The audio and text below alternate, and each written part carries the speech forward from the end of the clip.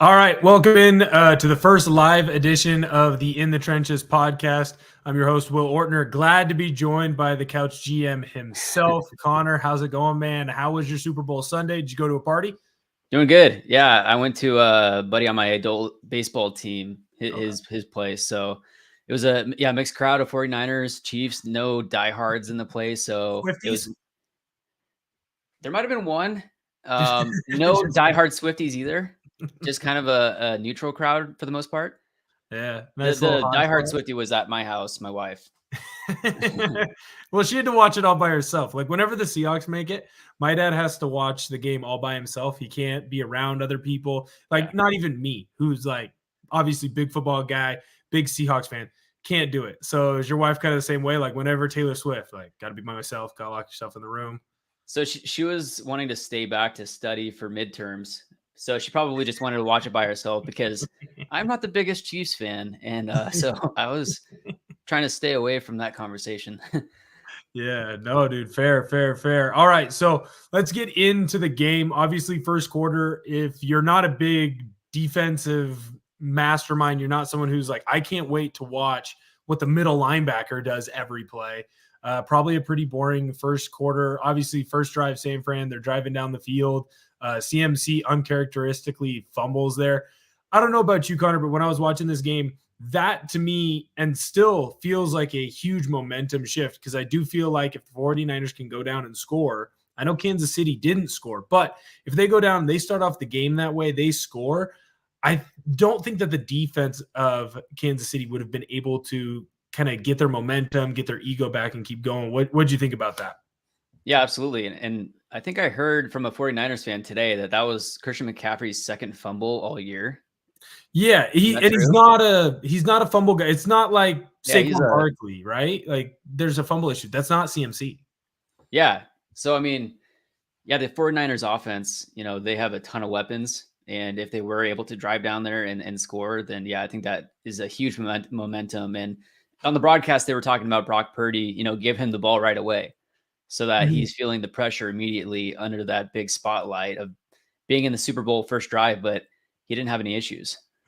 Yeah, I feel like, and we'll go through the whole wrap up, but I feel like Purdy had a fairly decent game. Like I wasn't unimpressed with what No he had picks. going on. Obviously, San Fran, they get out to the 10-0 lead. Great trick play. I felt like it was the perfect time for it. Oh yeah. Juwan Jennings is going to get the Chris Matthews treatment. That's the wide receiver the Seahawks had the year they lost to the Patriots, right? I believe it was Chris Matthews, where he goes off and has just an absolutely monster game. It's like 8 catches, 100 and some odd yards, a touchdown.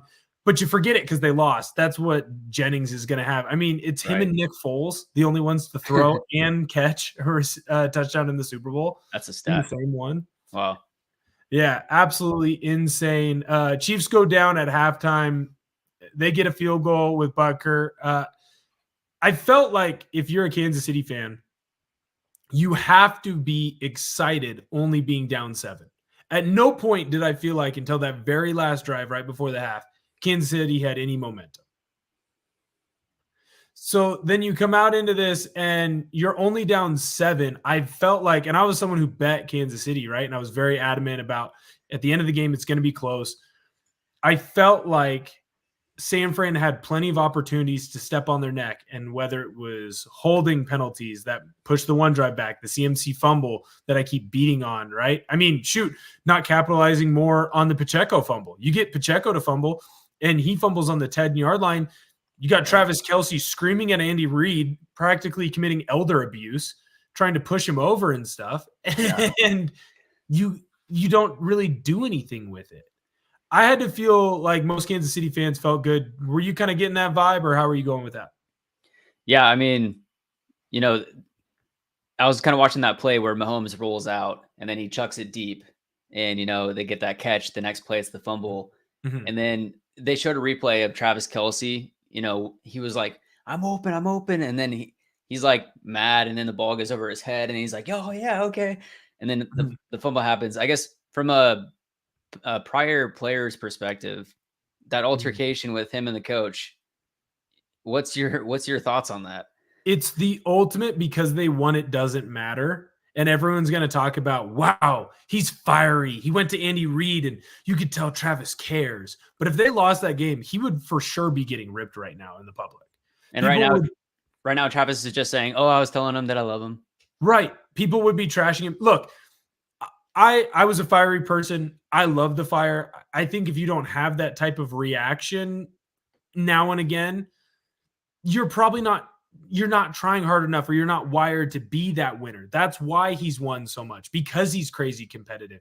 And Andy Reid was probably excited. Like, in the moment, he's not excited about it, but there's a reason why Travis has been around. There's a reason why they've cared for Travis as long as they have. It's because he has that fiery personality. And I bet you that behind closed doors, Andy has that same personality. The thing is when the cameras catch it, if you win, you can sweep it under the rug. It's the ultimate winning cures all. But the minute that you don't win, it's Odell Beckham Jr., where he's out there smacking the kicking net and it hits him in the face. Right. He's all pissed off about it. And then they lose. So it's a huge talking point. It's what everyone cares about. If Kansas City lost this game, make no bones about it. That is the number one story right now. It is he could not control his emotions. He let the moment get too big for him. But because they won, you can kind of sweep it under the rug. What are your thoughts on Usher? On Usher? You like the halftime show? I watched like the first song, and then that's when I hit the road to come home, admittedly. What were your thoughts since you saw it all? I was waiting for Justin Bieber. I think it's all of the women of America and me are pissed off that Justin Bieber didn't come out. Like, he has all these great songs with Bieber. Or Taylor Swift coming down from the top. If they had a collab together. Yeah. She's on the Tim Robinson zip line down in. Yeah, right. I feel like you're only here for the zip line, Taylor. No, I'm here to watch the game too. No, I feel like you're only here for the zip line.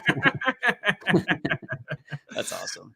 Yeah, I honestly, like, I felt like he did a good job. I appreciate it. The roller skating, I feel bad for Swizz Beatz. I mean, Usher was very like, look, man, he was hugging Alicia Keys more than I would have been comfortable with. I'm just saying.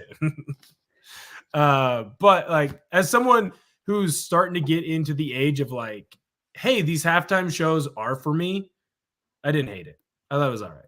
What about the commercials? The problem how about the NFL YouTube one, or the YouTube NFL ticket, Sunday ticket, to where all the different bird teams, they're all flying. Oh, like yeah, they're all flying around. Yeah. Tyler Lockett's like, yeah. I don't know, man. So here's my issue with the Super Bowl, and it's not cool, and a lot of other people say it too, right? But like, the Paramount Plus commercial was funny when I saw it a week ago. The Super Bowl used to be, that's when you debuted the commercials. And what I learned is that Jesus has a lot of money, and apparently he spends it on feet. The Paramount Plus TV commercial was funny a little bit ago. The State Farm one was okay. The Dunk Kings one, that one made me laugh. Yeah. I appreciated that one. I want the tracksuit. I'm not going to lie. I don't think I have the money for it, but I'm definitely going to, try and reach out there. But overall, I thought it was kind of a meh, and it's kind of become a meh. It's almost like the NBA dunk contest. You tune in every year, you always claim you're excited, and then you're like, there was a cool commercial. I'm glad it wasn't just me that had, like, the past few years, the commercials haven't been what they were in the past, Right. And so I don't know. I felt like it was kind of meh. And then the game got good, right? Because once we get back into the game, obviously Kansas City, huge third quarter, they get 10 points. Harrison Butker, he broke the record that Moody set at the beginning of the game, in the beginning of the second quarter. He breaks the record. I thought there was no chance that kick was going through. No chance. It was way too low. I can't believe, like, 2 hands it goes through as he kicks it. Incredible. And then to have the punt, just, it hits your gunner's leg. That can't happen. Right. That was can't happen for San Francisco. And then And I was listening to another show earlier, but it felt like Kansas City couldn't do anything until it was the end of the half on either side. And then they just got really lucky. And luck happens. It's a football game. It's going to be close. We knew it was going to be close going into it. To have that ball hit off your gunner's leg in such a key moment, and the very next play, it's a touchdown. And all of a sudden, you went from, if you're a Kansas City fan, like, hey, we're only down 7. We're in this, to, Oh, we have the lead and we have it right now, and it happened in the span of less than 3 game minutes. Right. It's incredible. It almost, I mean, it feels like he's inevitable, you know? And then San Fran, like they get it going, they drive back down the field, they score the touchdown, block kick. How do you let that kick get blocked? Moody, I get it. The field goal is moved back. It isn't like college anymore where you just got to get it up in the air and you're basically using your 56 degree. You're trying to lob something onto the green. Mm-hmm. But you can't put that ball in a position where it can get blocked. Line drive. No, you can't. It's the 3-0 count grooving one right down the middle with a fastball. You can't do it. Right. You can't do it. Obviously, game goes into OT. When it went into OT, did you know about the rule change? I didn't until I didn't either. I actually had gotten home and my wife told me about the new rule change. Mm-hmm. I was like, wait, what? I didn't know it either. And it hadn't been used until this game, right? It didn't happen earlier in the playoffs, or did it? No, there wasn't an OT in the playoffs to my knowledge, right? Like it got to that point where this year there obviously hadn't been, but I think this rule change was made after the Buffalo, the 13 seconds, Kansas City goes down, they're able to tie the game, they get the game to start the overtime, they go and score. And so the change is if you kick a field goal in the regular season, right, that doesn't end it in overtime. But in the postseason, I just assumed, like I think most people did, that it followed the same rules as the regular season. And if it didn't follow those rules, I would have thought that the time mattered. But I found out after doing more research last night, because I was sitting there like, why is Andy Reid running out the clock? What is he doing? What is his game plan?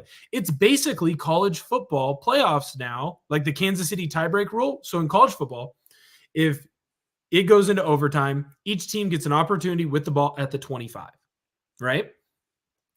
Well, basically the NFL playoffs have now turned into that, except it's a full field. They want you to go to full field. But then they have the time on the clock. But if they would have ran out, it's my understanding they would have just flipped fields and Kansas City would have kept going because Kansas City never lost possession of the ball. That is. So what's the point of the time? Yeah, that's just, that doesn't sound like football. I don't know.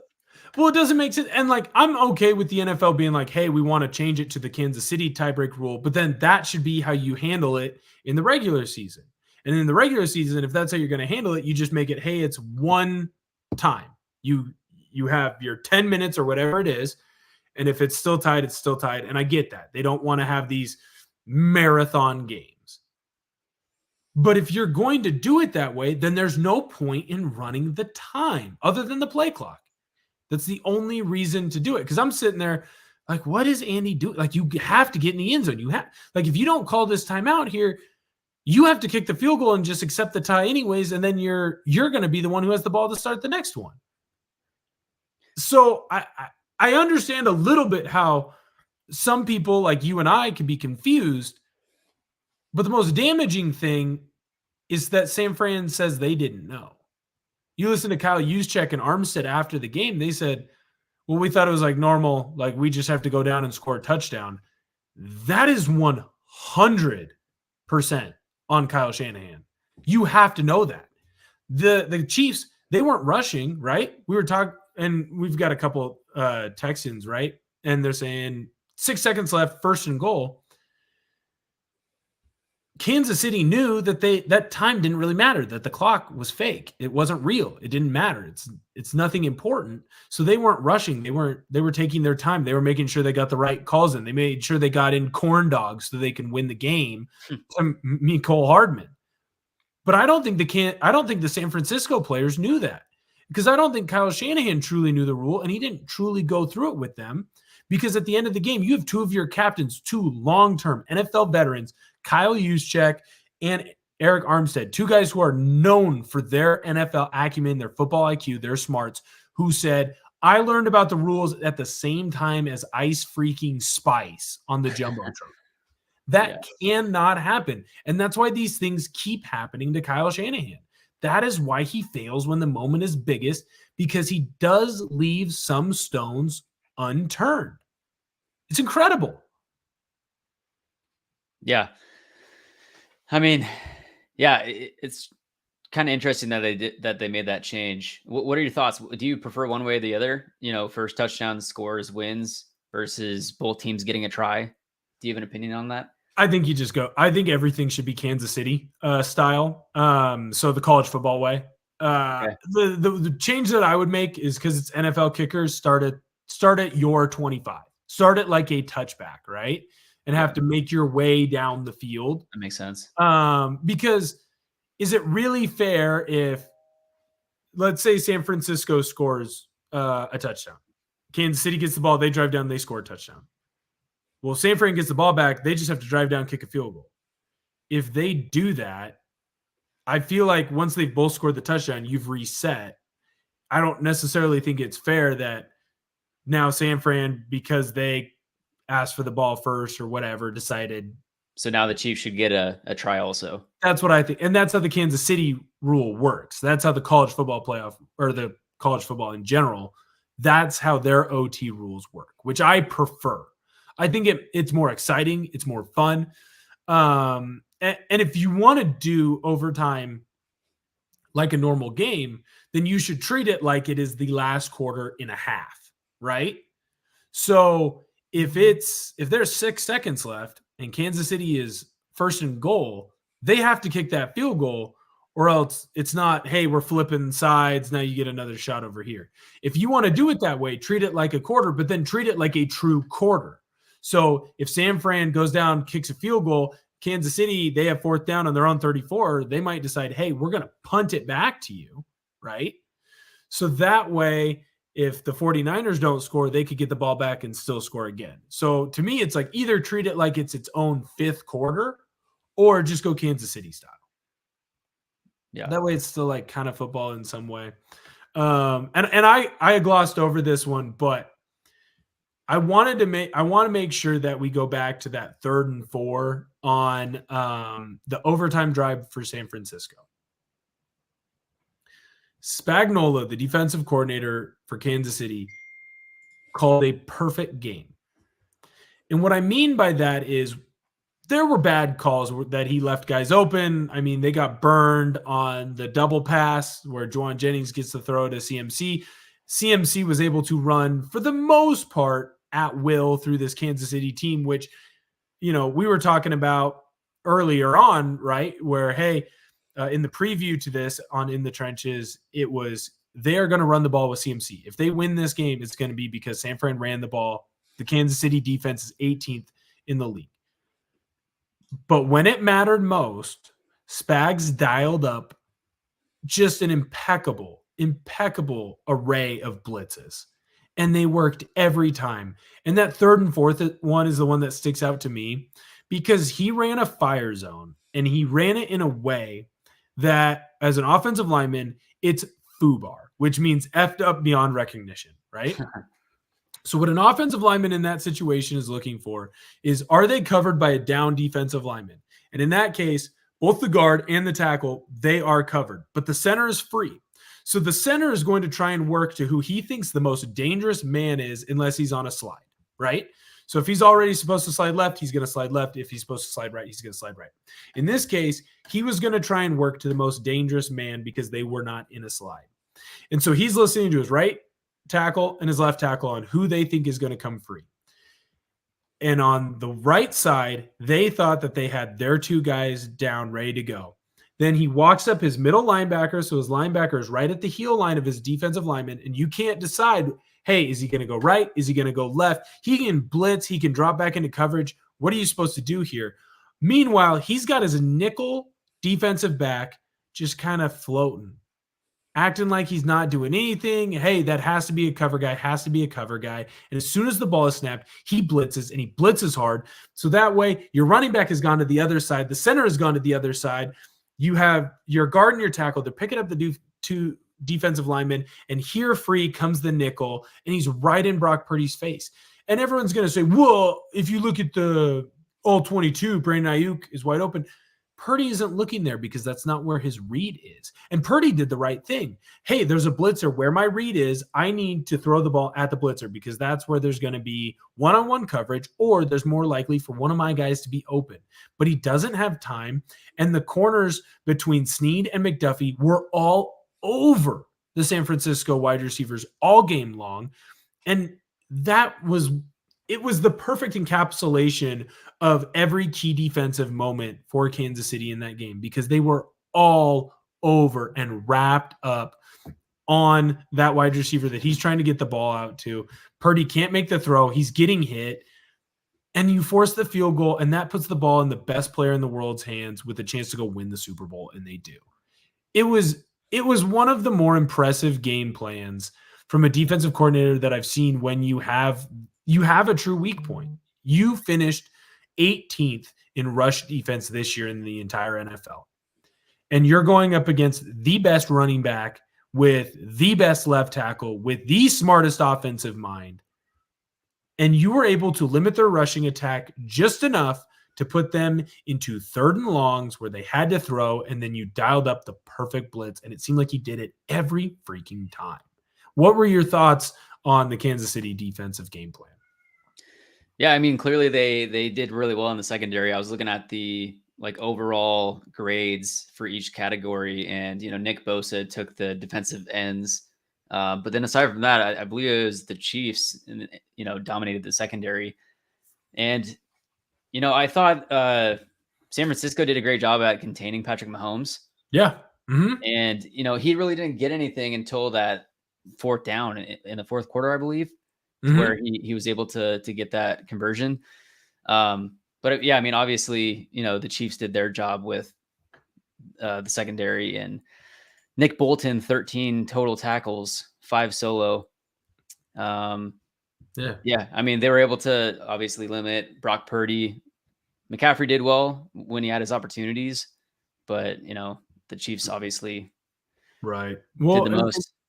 McCaffrey's yards, as good as they are, they almost feel hollow to a degree, because it's 22 carries to get to 80 yards, right? Well, he has a lot of yards, but he had to do it on more carries than he normally does. I mean, he had 30 total touches, right? Also 8 receptions for 80 yards. Right, and that's where most of his damage came from. Aside from CMC, they pretty much limited everybody else. I mean, Debo. Right. Yeah, I know. He had 11 targets. He had 3 catches. CMC had all the catches because everything was out of the backfield, right? And you can only limit him so much, but it's almost like guarding LeBron James, right? At the end of the day, CMC had 30 touches for 160 yards and a touchdown. And I say that's a victory of a game plan. Like, make that dude beat you, and he wasn't able to do it, And again, a lot of people are going to come out, and we're going to have to hear it all the way probably until Brock Purdy ever wins the Super Bowl. But, well, he's a game manager. He's not a true winner. He's not a true, difference maker. He's not a game changer, was the fun one that ESPN was using this year. He had 255 yards and a touchdown. He went 23 of 38. I felt like he had a pretty good game. And also, we're talking about the Chiefs defense. He didn't have a pick. Right? Mahomes had the pick. And a bad pick at that. He threw it right to the defender. And I kind of lambasted the 49ers defensive line, because you talk about all these names between Hargrave, Bosa, Young, Armstead, and they'd kind of underperformed. I felt like they played extremely well. Like, this was the San Francisco defense minus Tufanga. Everybody else was healthy and ready to go until Drake Greenlaw got hurt, which running off the sideline. Incredible unlucky play, right? Yeah. And then that seemed to be a difference maker in the game for Travis Kelce, because as soon as Greenlaw gets hurt, now you've got the backup in, and now Kelce starts going off. I mean, he started the game first half, it was like 1 catch for 1 yard, finishes with 9 for 93. Right. So that seems like especially to be at the end of the game. Right. In the key drives, end of the 4th quarter and the game-winning drive, it was whenever they needed it most, aside from the 4th and 1, they found Kelce, and he made a big play, and he looked like Travis Kelce of old. But that Dre Greenlaw injury, and I didn't mean to skip over it, and I keep just coming back and coming back and coming back. Kind of that shows you a little bit of all the head hits that I've taken in my football years. But the Dre Greenlaw injury and the defensive game plan from Spagnuolo, I feel like had probably 1-2 on your key bigs for Kansas City for them to come out on top in this game. I really think that. As you went through, was there a certain player or a play? Obviously, Mahomes, Travis Kelce, right? Those guys are the stars. Did anyone stand out to you where you went, oh, holy F, that guy had a coming out party? A coming out party. I mean, it's just a huge game. I mean, to be honest, I thought it was like I thought it was a solid defensive game. Like there wasn't one guy that just blew the socks off of everybody. Everyone was pretty even keeled, and like aside from McCaffrey, on the 49ers side, not really anyone stood out aside from McCaffrey. Of course, on the Kansas City side, you got Travis Kelce that went off, in the second half, as you mentioned, when it mattered. But aside from that, the stat line looks pretty even. I mean, Mecole Hardman averaged, 19 yards per catch. Justin Watson averaged 18 yards per catch. Mm-hmm. So aside from those big plays, it was pretty evenly spread out across the board. Right. For me, and this is unfair because I brought this up just so I could brag on this guy. But Trent McDuffie, that dude, he's a rookie. He's a young kid, just got out of UW, right? That dude is unbelievable. Excuse me, this is his second season. He's not a rookie. Unfreaking believable. When they needed him to be in coverage, he shut people down. When they needed him to add into the blitz game, the big key third down stop that I'm thinking of, I believe it was the one that forced San Fran to kick. Because if McDuffie doesn't come on this blitz and San Fran gets this first down, they basically run out the clock, much like Kansas City did to Philly last year, right? Where Kansas City, they get the holding call on Bradbury. They can run the clock down, just kick the field goal. That's what San Fran was trying to do. McDuffie, the last guy you would think to blitz. And most guys in the NFL, especially at that DB spot, when you get a corner, he's out there to cover. He's not out there to add into the box. And he certainly isn't out there to blitz. That dude blitzed free, didn't care. He hit the hole perfect. He knew where his D end and his D tackle, where they were going to go so that the hole would open up. He disguised it perfect. The running back's not able to come over. He comes free. He gets in Brock Purdy's face, and he's able to disrupt the throw and force them on fourth down to kick the field goal, to go up by 3, and that gave Patrick Mahomes plenty of time to get down the field and score the game time field goal to send it into OT. Trent McDuffie, and I know he's a local guy, and I know you're not going to love him because you're a WSU guy through and through. I've got to shout out Jalen Watson. He went to Washington State. Hey, there you go. There you go. Yep. Right? But Trent McDuffie is going to be a star, and he's not going to get the same love that some of the other corners are going to get. I mean, shoot, Snead, as good as McDuffie has been, Snead has been equal, if not a little bit better. But McDuffie is young. And what he's able to do, and the way he does it, it's quiet. It's not like most corners. It's not the Richard Sherman type, who I love. It's not the Sauce Gardner type, right? It's not vocal. It's not loud. It's quiet, like Darrelle Revis. But man, does he get the job done. And he does a lot of stuff that they ask of him. And he just popped off the page to me. I know when you look at it, you're going to say, Will, are you nuts? 3 tackles, 2 of them solo, 1 assist. I'm telling you, you watch that game, that dude can freaking play football. 3 pass deflections. The second to him, people only had 1. So, and then two QB hits on top of that.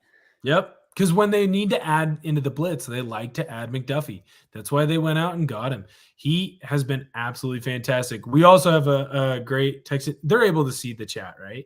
Or is this just me? No, unless we put it on the screen. Actually, okay. Yeah, they can see it. They can see it. Okay, good. Because I was like, I want to show this one. Yeah, there you go. I have to shout out this fan because they went right to where my heart is, and they talked about Creed Humphrey. Creed Humphrey at center is awesome. It's a shame that they didn't have Joe Thuney in this game because the backup that they had, journeyman guy, he played a good game. He's not Joe Thuney. When they had Joe Thuney, they had Creed Humphrey, and they had Trey Smith, all healthy, ready to go. I think Pacheco would have ran for 120 in this game. If they would have had all three of those guys good and ready to go. They have rebuilt this offensive line because remember, when they lost to Tampa Bay, what was the issue? He was running for his life all game long against Tampa Bay because their offensive line was weak. They had all these great wide receivers for Kansas City, but the defense, they got to him. So they rebuilt. They went out and drafted Creed Humphrey and Smith, and they went out and signed Thuney. And I know their tackles still have some issues that they need to fix, but that interior three for Kansas City, I'd put it up there with any interior three. They're that freaking good. And to hit on the Creed McDuffie draft, just absolutely bonkers. It's why they're at where they're at. Final thoughts. Do you have any closing statements, any diatribes to go into this Super Bowl? If you want to attack Taylor Swift or anybody else like that, now's the time. Well, so I did see an image of the colors for next year's Super Bowl, and now it's predicted that it's like the Dolphins versus someone else. If you look at the colors for this year, both teams were technically red, but Taylor Swift's album that she released was purple. Oh, so it lives on. NFL was playing some 5D chess there, so the colors were still right technically. Well, and you know what the Gatorade was? Was it purple? It was purple, of course. It was purple. Yeah. Hey, look, man, it's the NFL. They always find a way to get it done. Also, shouts out to Blake Lively. Ever since I've watched The Town, I'm in love with Blake Lively. Like, I'm a little bit jealous of Ryan Reynolds for many reasons, but his marriage, right? And like he's cool, and he's like most superstars that are like that. They're kind of douchey, and he's just not. Like he's a good. Seems like a cool guy, right? Yeah. So you know what but and also I just have to say, I mean, well, I'll ask you a question. Is this a dynasty? Yes, 100%. I think for me, I think most people said it at 3 and 5 is a dynasty. I think 3 and 6 or 3 and 7 titles to years, how long it takes. I think that's a dynasty because like when you look at the NBA, you would say that during the Popovich years, the Spurs probably they had 2 dynasties, right? They had the early 2000s dynasty, and then they had the little bit later one where they also had Kawhi Leonard with them, right? Because they won a couple titles in there. For me, this Kansas City team was a dynasty, but I would have said that they were a dynasty last year. Because, you look at it last year, they'd been to 5 straight AFC title games. They'd won 2 titles. Now they'd been to 4 and won 2 titles. Now you're at 3 and 5. To me, that's a dynasty. Like, you can't talk about the last 5 years of the NFL without talking about the Kansas City Chiefs. And it's not because of extracurriculars off the field. It's not just because Travis Kelce was possibly going to propose to Taylor Swift. It's none of that stuff. It was because they won, and they won when it mattered most. Now, a lot of people are already they're doing the comparison Mahomes to Brady. If you look by the timetable, I think he's technically a year behind Brady because Brady had his third by the time he was 27, and he's obviously 28, Mahomes. But then you get into this range of, well, then Brady went 10 years without winning one, so could Mahomes do it in that time? I think he's a long way off from that conversation. But to say that this isn't the first dynasty of the 2020s or, this is going to be the main dynasty of the 2020s, I think you're fooling yourself. You look at this point, you're getting to a stage where they're going to have to revamp this team, right? A lot of the guys, aside from Patrick Mahomes, they're getting old. Well, they've already started doing it. They went out and got Creed and Smith and McDuffie, now Rashee Rice, Pacheco. You start going down the list, they're already starting to phase in that younger group. The same things that we said Mahomes was going to have to do that Brady did in New England. Remember when Patrick Mahomes signed his contract, everyone went, $500 million? That's insane. He's so overpaid. Look at him compared to everybody else. He's underpaid again. He's already underpaid. And he seems to not care because he lives in Kansas City and he bought his house for $400K. Now he makes that every time he throws a pass or something stupid, I'm sure Darren Ravel will come out with, right? Yeah. So the more and more you look at this team, it seems like they have the makings for it because they have the people in the front office who are able to go through and find that hidden player in the rough, to go find Pacheco, the 7th rounder, to go out and find Creed Humphreys in the 2nd or 3rd round, a day 2 guy, to go out and make the move for McDuffie. Yeah, Tony didn't work out. Sky Moore, he wasn't as good this year as he had been the year before. Obviously, he gets hurt, but Rashee Rice did. And shoot, every single year, it seems like they find a new wide receiver that just blows up and pops. So why can't they just keep building and building and building? They got a long way to go, but I mean, shoot, I remember after the first Super Bowl where it was, man, this defense is weak. This is the weakness of Kansas City. If you can outscore Mahomes or you can stop Mahomes once or twice, you can beat this team. Well, they just won that Super Bowl because of that defense and Mahomes, right? If they can spot the talent and do that and continue and continue and continue to do that, the sky's the limit. It's a lot. The sky's very high for them to reach. But on the same note, what do you think about the 49ers? Where are they at comparatively as far as their roster turnover heading into next year? Maybe we'll see them competing again next year. Well, the beauty of San Fran is they're never going to be out because you have the smartest offensive mind, I think. Well, he might be number 2. Kyle Shanahan might be number 2 behind Sean McVay and Sean McVay alone, right? Andy Reid's a little more whimsical, call him corn dog with a little mustard on it or whatever he said. The fact that he uses janitor plays is hilarious. Janitors will come in and drop plays for him. It's awesome. Seriously. Yeah.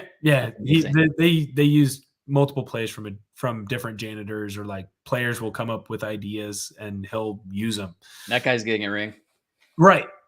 A big one. But when you look at Shanahan, the dude is smart and he understands football and he understands offensive play. It seems like in big moments, they just get too big for him. He decides, well, I'm just going to run the football here. I've got CMC here, but it's time for him to come out. It's time for Elijah Mitchell to be in. So Elijah Mitchell should be in this play. And it's easy to nitpick these things because he lost, right? If he wins, no one cares. If Brock Purdy was able to somehow fit a ball into a tight window and Deebo Samuel came up with a catch, then nobody cares. If Deebo Samuel and Brock Purdy connect on 2 extra targets, what could the difference be in that game? If your kicker kicks the ball a little bit higher on an extra point, or your left side of your field goal unit blocks a little bit harder, what could the difference have been? You don't talk about him in that way, but this is the hand that he's been dealt, and this is what he has to deal with. So I'm not going to root out San Francisco. I think their GM, John Lynch, is very smart. I think Shanahan is brilliant. I think Brock Purdy is a lot better than most people give him credit for. Is he a top 5 quarterback in the league? Hell no. Is he a top 10 guy? Yeah, I think he's in the conversation.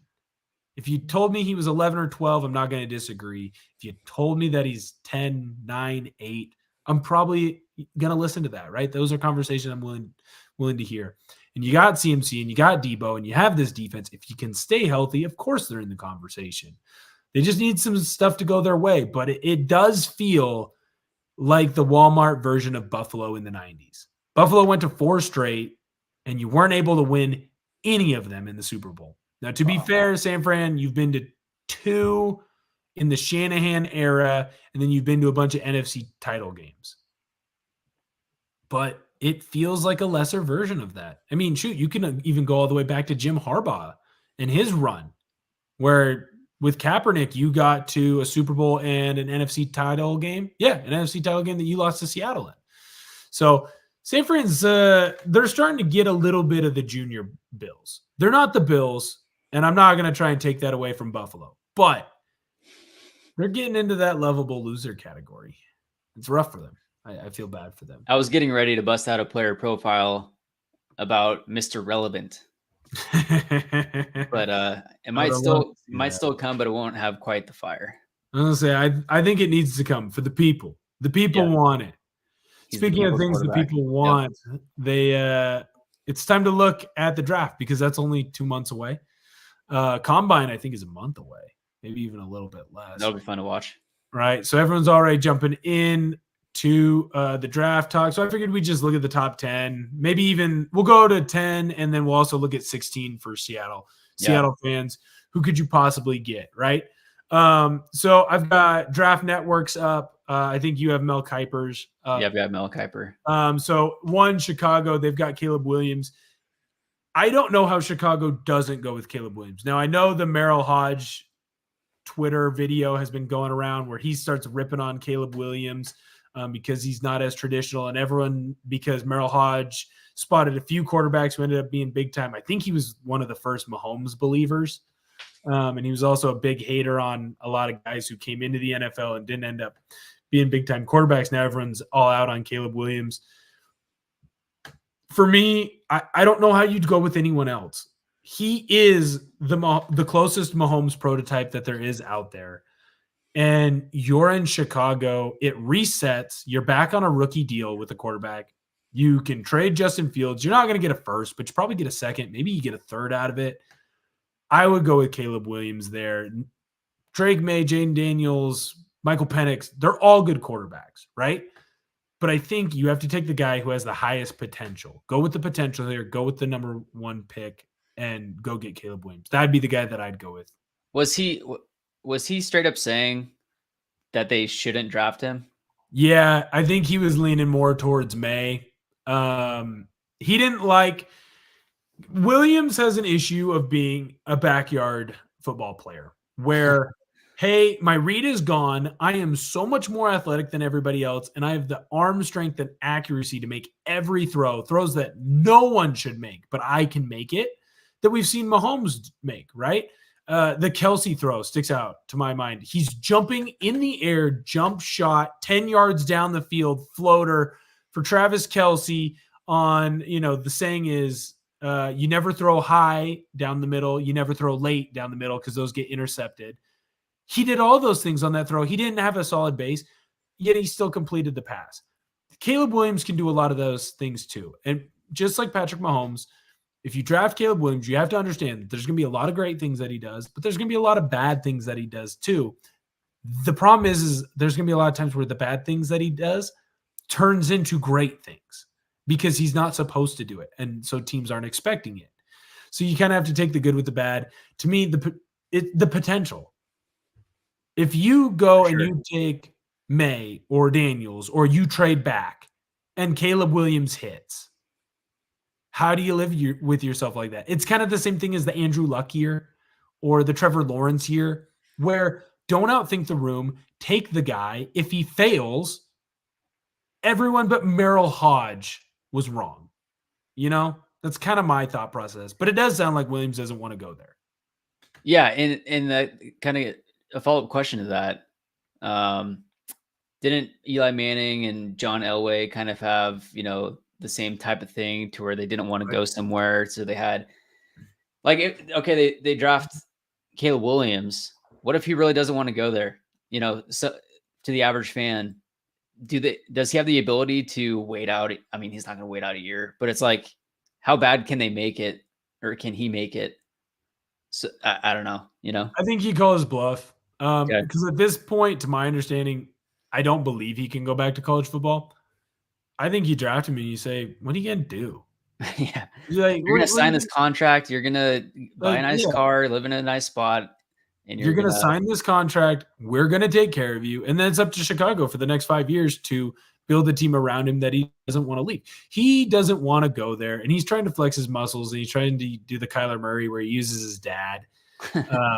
And they make a stink about going to Chicago because Chicago, they've never had a good quarterback. They've never had good wide receivers. You finally have a decent one right now in Moore, right? Moore is becoming a legit number 1 wide receiver. But Justin Jefferson, if he went to the Chicago Bears today, would be number 1 all-time career receiving. Justin Jefferson. He's been in the league like 4 years. He won a he won a college football title with Joe Burrow in 2020. Yeah, 2020. 2019 season, 2020 after the fact. I believe that's right. It's either 2020 or 2021. But the point still stands. He's been in the league for 4 years, right? So to me, I get what the Williams are doing. They're trying to make a big stink. They'd like to go somewhere else, but where are you going to go? You can go Washington? Like Washington Yeah, becomes is that really better? Right. I think it's closer to home for him. I could be wrong on that. I believe he might be from that area, so that could be a reason for it as well. But also, not to get ahead of it, but looking at 1 and 9 on this draft board, that would be quite the combination if the Bears were able to pull this off. But we'll get there. Right. Well, and he's from DC. I just did a quick Google. I get it, kind of. I get it. Want to go for the hometown team.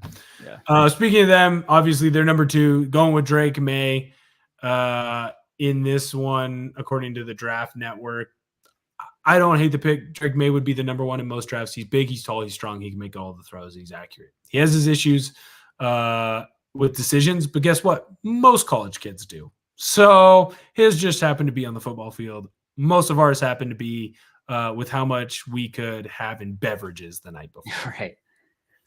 Kuipers has Jaden Daniels at 2, and then Drake May 3. Does he have him to New England?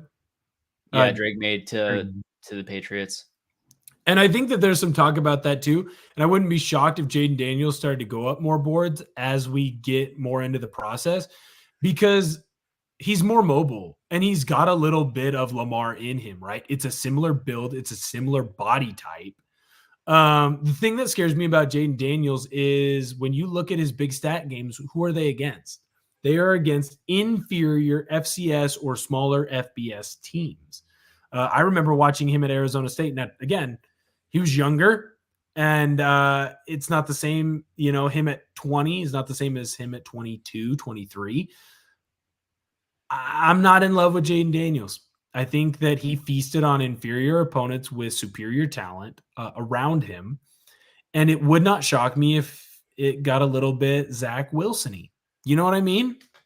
Like Wilson, he has all these big games. You look at all these, wow, he's making this throw. He can do this throw.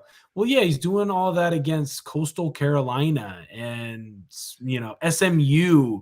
And then you're watching him do a crazy throw where he's got shorts on and a T-shirt. That's where all the best, everyone loves the pro day because it's at your own college. You're throwing to your own wide receivers. Your strength coach is running through all that stuff. I want to see you when bullets are actually flying. I want to see you when guys are trying to rip your head off. And to me, it felt like, yes, Jaden Daniels was a big key player. Obviously, he's the Heisman Trophy winner. But when they needed him most at LSU, he didn't seem to be able to get the job done. Don't get me wrong. That defense was atrocious, and that plays a role too. But I'm not as high on Jaden Daniels as I might be on Drake May. But to be honest, I'm not as high on either one of those as 2 other quarterbacks later. They just have major weak points as you look through it. On this one, they've got Cardinals going Marvin Harrison Jr. at 4. Doesn't shock me. Love that pick. He's a freak. Every 10, 15 years, a wide receiver comes around like this. I think the closest comparison or most recent comparison to him would be like a AJ Green or Julio Jones type of, hey, they're coming out. They have all the intangibles. They're fast, tall, similar thing with Marvin Harrison Jr. I think most teams are going to jump at the opportunity to take him. On this one, in Minnesota, it should be the Chargers. They're doing some trades on here, but this one does have JJ McCarthy coming up 5. Not as high on JJ as a lot of the draft people, which shocks me. I would have thought that Penix or Nix would have been much higher. Maybe there's a little bit of bias there from watching them so much, but you want to talk about game managers. That's JJ McCarthy, and that's not to knock on him. Like, he is a good college quarterback, and Michigan definitely put some handcuffs on him.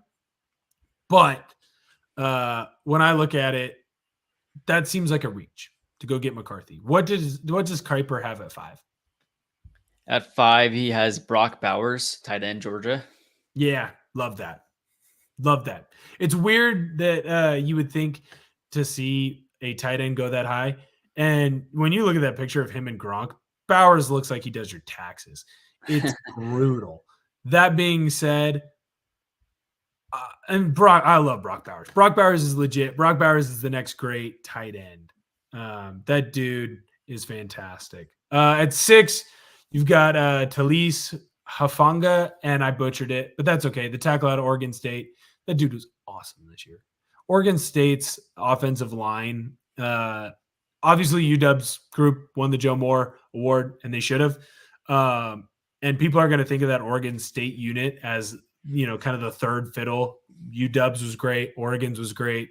Oregon State's offensive line was un-effing believable this last year. So it doesn't shock me that he's going that high. That dude is legit. Kuiper has him falling to 22. Really? Yeah. And he has Malik Neighbors, wide receiver, LSU, going to New York. Yeah. On this one, they have Neighbors going to 9 to Chicago. Okay. Also, don't hate it. Like, between Neighbors, and we'll talk about Odunze here in a second, and Marvin Harrison Jr., those three, I feel like they're can't miss. Like, they're that good. And they all do slightly different things. They're fantastic. I think that Hufanga, he's a little bit, if I remember right, he's a little shorter. So that could be why Kuiper has him going back. 6'6", 300. 6'6", 300. Oh, yeah, he's a little short. He's a little small. Yeah, no, for some reason, I thought he was 6'5". The irony. He has so they're gonna downplay his technique, is what they're gonna go through there with him. Look, man, I watched him all year. That dude can road grade. And if I'm an offensive line coach, I want a road grader. That's what that dude can do. And he can pass pro with the best of them. Love it. They might even kick him into guard, depending on if tackle isn't working out. Super great for him. At 7, this one has Joe Alt to Tennessee. Same. Again, love that. Alt, fantastic. Tennessee, you need to build around Levis. You need someone at one of those tackle spots that can make him feel comfortable. You just lost Taylor Lewan. Obviously, he's old. Also, some ACL injuries. Love that there. Really quick, speaking of small, 6'8", 315. Yeah, little guy. Jeez. They call him Little Joe. Odunze at 8 to the Patriots. Again, love it. Patriots. So this, if there's no trades, it would be Atlanta's pick. But Odunze, that's a good spot for him, getting him into New England, or really Atlanta too. I think this is a year where you could have 3 wide receivers get taken in the top 10, and I have a hard time seeing Odunze get out of it. Yeah. On this one, the last one is J.C. Latham, offensive tackle for Alabama. That would be to the Jets. That's obviously not a trade away. You got to figure out that offensive line. That offensive line has been atrocious. Becton, Mackay, he did not turn into anything that he was supposed to be for New York. So I think that's a good move there. On this one, it has Chicago at 9, taking Rome Odunze. Yep. So imagine Caleb Williams and Rome Odunze in Chicago with DJ Moore there too. Right. That'd be sweet. Right. It completely revamps that team. That offensive line started to look better. And Eberflus, or as I have called him, Dweeberflus, he's getting that defense going. And so I don't want to buy into the hype because this is what Chicago did last year, but I have a little bit more faith in what they're building over there. If you're looking at Kuiper's, I believe he has Seattle at 16 taking JJ. Am I correct on that? That's correct. Yep. On the Draft Network, you've got Jared Verse, I forget how they pronounce it, the edge out of Florida State. I would 1,000 times out of 1,000 rather have Verse. I want the Florida State edge rusher. That dude is legit, and he fits that ability to play inside and outside that so few guys can. He started off at a smaller school, got over to Florida State, and he was absolutely dominant over there. Plus, now I think that's going to open up some more room for Mafe and some of those other guys. You could have JV, you can have him on the inside at that 3 tech and then have Mafe out at that 5. And then you have all these stunts and these twists. Seattle was at their best when they had versatile edge rushers, i.e. Clemens, Averill, and Bennett. When you had 3 dudes who could go inside, who could go outside, that just opened up everything for everyone else, and you were able to get after the quarterback in a multitude of ways.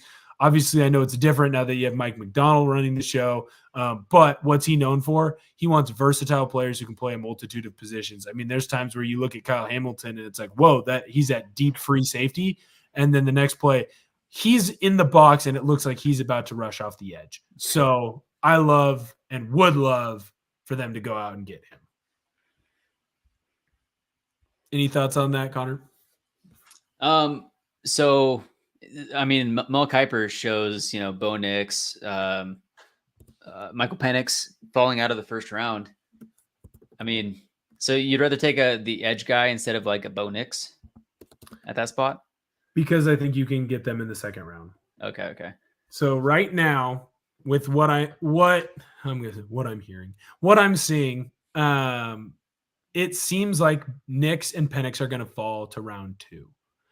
And if that's the case, then I'd rather have you wait. And this will get into, the conversation of the coordinators that are coming in. Obviously, Grubb coming in to be your OC out in Seattle. And so a lot of people are excited about Penix and getting Penix in that system. I am terrified with Penix of his injury history. Same. He has 2 shoulder surgeries. He's got 2 major knee surgeries, and I felt like he got touched up in 2 games this year. I felt like the first Oregon game, they were able to get to him and hit him a couple times. And I felt like the national championship, Michigan was able to get to him. And both times after both of those games, he came out holding his ribs, holding his stomach.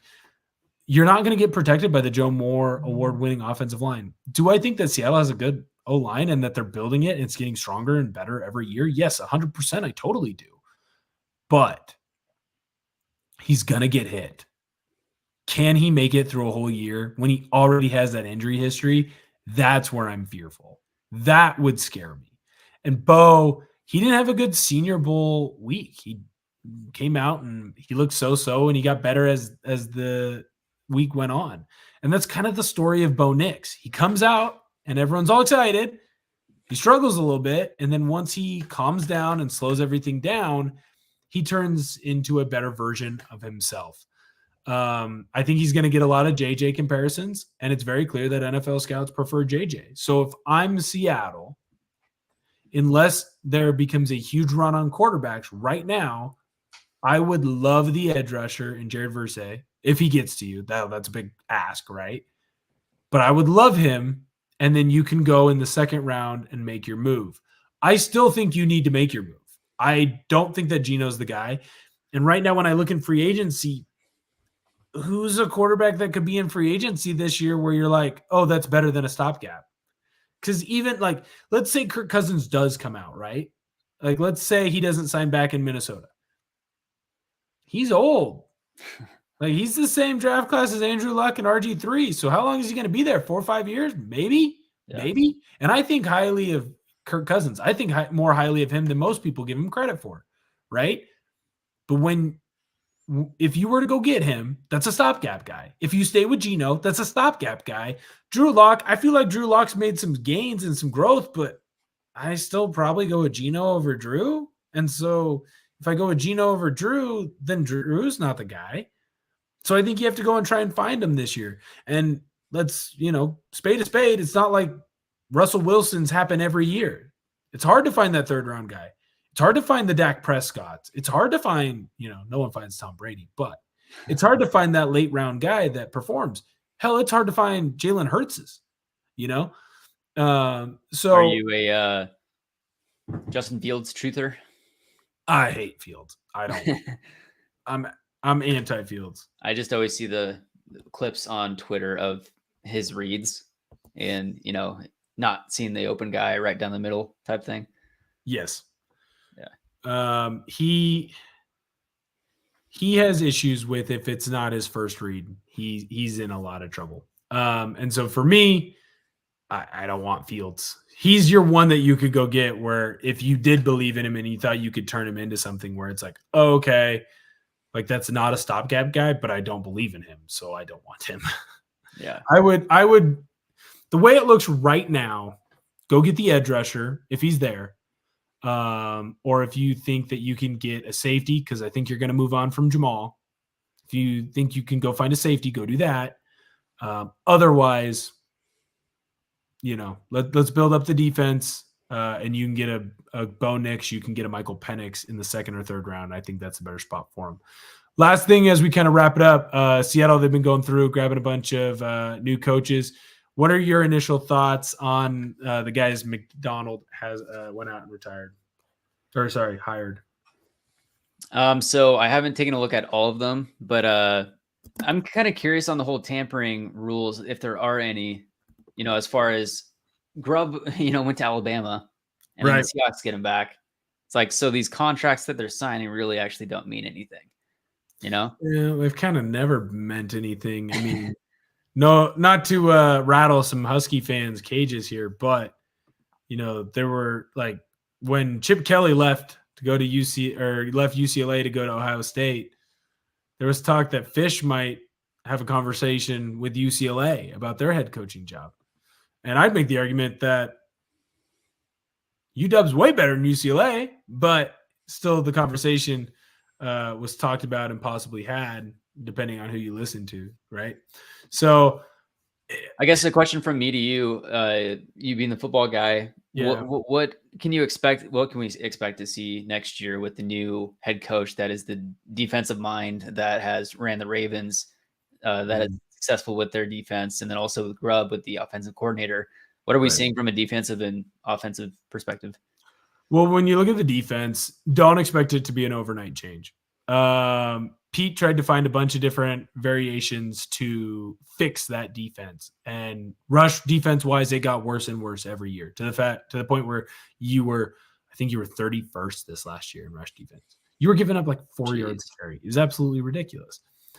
It's going to take McDonald time, but what he wants to get back to is a defense in the modern day, in the new age. You think about it, Legion of Boom, that's 10 years ago, that can play a variety of positions. When you look at that defense, you had a bunch of guys who could play a variety of positions, and you had freaks.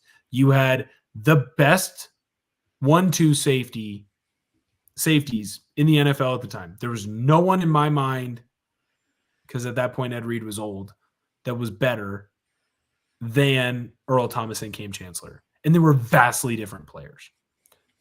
You had the number one corner in the game at that time, Richard Sherman. And it was different because Richard wasn't doing it where he's just shutting people down. He was going out there and he could shut a whole side of the field down, right? You had Cliff Averill and Michael Bennett who could rush off the edge, and they could rush out of the 3, and they were unselfish. And you had the best linebacker in the game in Bobby Wagner. I think McDonald can go out and find a bunch of guys to play a variety of positions on that D-line, especially just like Averill and Bennett and Clemens. And when you get guys who can do that, and you can have a speed package where you have a D end at a 3 tech, or you can have a big package where you can have a D tackle that's playing a 5, that's a defensive end spot. That's huge, huge. And the differences that you can have made up there. But it's not going to happen overnight. So I think if you could go from bottom tier in rush defense and middle tier in pass defense, and you can get into upper tier pass defense, middle tier rush defense, I think I'm happy with that. I think defensively, you have to get younger. I love Bobby, and I think Bobby probably needs to stay for another year or so, but he might not fit in this scheme. It seems like Jamal's already out the door. But there's then a conversation like, what do you do with Quandre Diggs? Not because Quandre Diggs has had a huge dip in production, but he's getting old, right? So how do you fix that? How do you fix Tyreek Woolen? That dude should have been Defensive Rookie of the Year last year. And this year you had to bench him a couple times. So how do you get that dude right? But then you look at a guy like Devin Witherspoon. That guy can play so many positions, and he fits perfectly for this McDonald defense. And so McDonald seems to be a guy who caters it around his players. So don't be shocked, too, if this defense looks different at the start of the year to the end of the year. You know, I'm very, very excited to see what he does. I mean, shoot, he's really the only person who really, really shut down Mahomes. I mean, after their first 2 drives, he stopped Mahomes. Mahomes and KC punted 5 times in the second half of that game. It wasn't his defense that cost him that game. Offensively with Grubb, I want to see the middle of the field get used for the first time in like forever. Pete Carroll never used the middle of the field. Waldron never used the middle of the field. I mean, shoot, you can see it with JSN on he did an interview in the Super Bowl and they asked about him, like, what do you think about Waldron? And he's like, live? Is this live? And they're like, yeah, it's live. He's like, good. Like, dude sounded like me talking about an ex-girlfriend, you know, like, fine. Like, no, dude, you didn't think he was good. And that might just be JSN being young and dumb. It also might be that Shane Waldron didn't use his players to, you know, their key abilities. I think a wide receiver group with DK Metcalf, JSN, and Tyler Lockett in a Grubb offense, that's exciting to me because it's very similar to McMillan, Polk, and Odunze, right? You just got to get a quarterback that can get the ball to him. If he thinks it's Geno, great. Then let's keep going with Geno. I would prefer to see if you can find a younger guy, but the position that you're in the draft, if you don't want to give up a lot of draft capital, which I don't think they should do, then you might not get a guy in the first round. You might be able to wait until the second round to go get someone, you know, and have him learn for a year or two under these guys. So I think offensively, you're going to see much more passing. You're going to see much more of an attacking offense because that's what Grubb wants to do. Obviously, you're still going to run the football, and you're going to have to find ways to get the ball to Charbonnet and to K9, right? Yeah. You're going to have to get the ball to Walker. But I think you're going to see a high-powered offense, and you're going to see an offense that takes chances and a team that takes chances when you had Pete Carroll, who didn't take a lot of chances. He was much more of a let my defense do what they need to do, let my running game do what it needs to do, and it'll be a close game at the end, and I'll find a way to win 60, you know, some odd percent of them. And if I do that, I will eventually get a title, and he did. Yeah, I'm looking forward to, I mean, change is exciting, if nothing else. Right. So I'm excited to see what happens next year for the Hawks. Right, and you actually have a Harbaugh in Seattle. I would have never thought I'd see the day. Although he's coaching special teams, so maybe not quite the same. Yeah, reflecting on the 60%, not 54. Yeah, not quite. The difference between the Hawks and the Mariners. Yeah, well, hey, if you win 60%, eventually you'll get to a title. Yeah. At least that's what Billy Bean taught me. But yeah.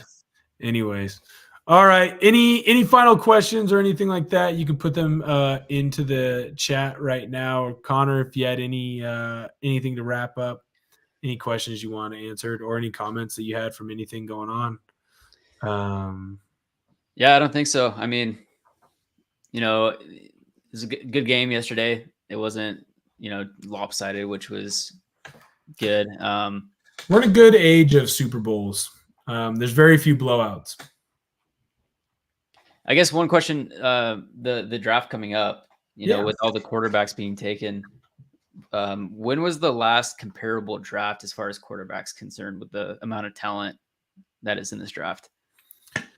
It feels similar to the Trevor Lawrence, Wilson, Lance, Mac Jones, Fields year, right? Like that's kind of what it feels like to me. It was only a few years ago. Yeah. Right. But you look at it and it's like there's conversations of 4 quarterbacks going in the first round in both of our mock drafts. And then there's still 2 other guys where you're like, well, hey, wait a minute. They're pretty good too that could get taken in the second round. My issue with that and my pump the brakes is always going to be look at that Trevor Lawrence draft. You look at it, Trey Lance has been nothing. Zach Wilson has been nothing. Mac Jones had a Pro Bowl year, and now he has been nothing. Justin Fields has been marginal at best, and Trevor Lawrence is pretty good. You know, so just because there's a lot of quarterbacks doesn't necessarily mean you're hoping one hits. Right. And that's normal. That's normal. When you go and you look at the numbers, shoot, even quarterbacks drafted in the top 10, I think are like 50% on do they turn into a like real QB or do they not? And it only gets worse and worse as you go further and further back. The key there is that you have to get a quarterback that fits that system. So a lot of people are going to want the storybook and they're going to want Penix, right? Pump your brakes and be very, very careful about it, because there's a very big difference between Michael Penix in college and what he could be in the NFL. I'm not saying that he's not worth a draft pick. I'm not saying that the Seahawks should stay far, far away from him. Shoot, if anyone knows what Penix can truly do, it is Grubb, right? It's Grubb. He coached him in college and almost made him into a Heisman. Just be careful if he is the guy, because I do worry about injuries and stuff like that. Reflect the Sun, you've got your JC Latham here, the right tackle. I really like him. He's coming out of Alabama. Unless your name is Evan Neal, most tackles out of Alabama succeed. They're big, they're road graders, they're physical, and they're mean. You can match him up. I believe his name is Scott Huff, but basically Grubb took with him the offensive line coach from UW. He took him to Alabama. He has now taken him with him to Seattle. They've just gone back and forth. Yeah, hopefully they didn't close their housing or anything like that. Hopefully they didn't sell. They didn't have the one press conference and then back on the plane. Right. They didn't have as good of a lender as you, Connor. That's what we're hoping for. I would love to see what he can do with this offensive line. I still really like Cross and I still really like Lucas. So if you can find a way to move him into a guard spot, I don't hate that. He's a road grader. It works, and it's a spot that you can toss him in there as well. He'd have to fall to you. A lot of drafts have him in that 10 to 13 range. But it's pretty hard to go wrong when you take an Alabama offensive lineman. You know what I mean? It's really hard to go wrong there. Last thing, I saw this. Thank you again, Reflect the Sun. Julio's comment on X wants to win a World Series. It's time. You know, the Seahawks obviously did it 10 years ago. It's been 10 years since you've had one. Really, it's been 9 years since you've had a real chance at it. Even those Seahawks teams that had some runs, the best you did was get to the divisional round. And when you go back and you look at those teams, it makes sense. They were a divisional round team. They weren't an NFC championship team. Frankly, they weren't a Super Bowl team. So it seems like now's the time. And if you're a Mariners fan, look, 54 sucks. I hate that he phrased it that way. But what was the percentage this year for the Diamondbacks? They got 53% wins. Was that right? What it was?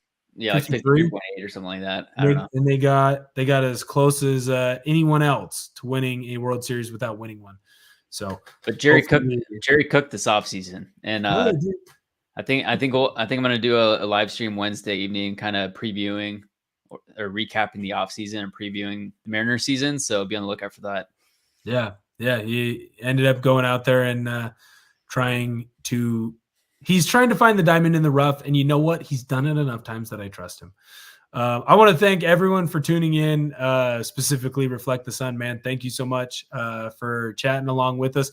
Connor, thank you so much for joining the show. I appreciate it. Thank you Anytime. For letting In the Trenches come on your YouTube channel. Really appreciate it. Make sure that you're checking us out. We're going to have videos all the time. And the soccer moms, they're doing fantastic work as well. So if you're in to the beautiful game, you're into football, the other football, you're into soccer, go and check out their videos.